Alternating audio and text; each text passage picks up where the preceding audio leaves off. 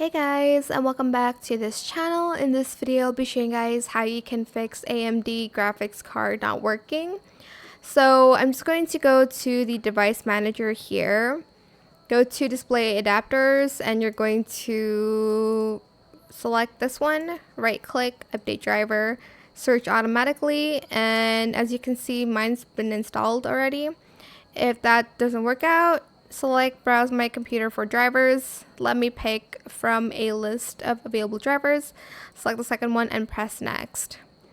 If that doesn't work still, right click properties driver and select rollback driver if that option is available for you. Press OK. If that still does not work, you just need to update your Windows. So try to find the Windows update settings, check for updates. And if there's an update, please update your Windows as soon as possible.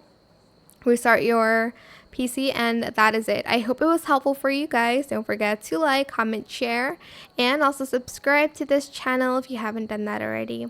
If you have any more questions about this video, just leave it in the comment section down below. I will try my best to answer them all for you guys. And if you found this video helpful, please click the thanks button as well. That is it. Thank you so much for watching. Bye.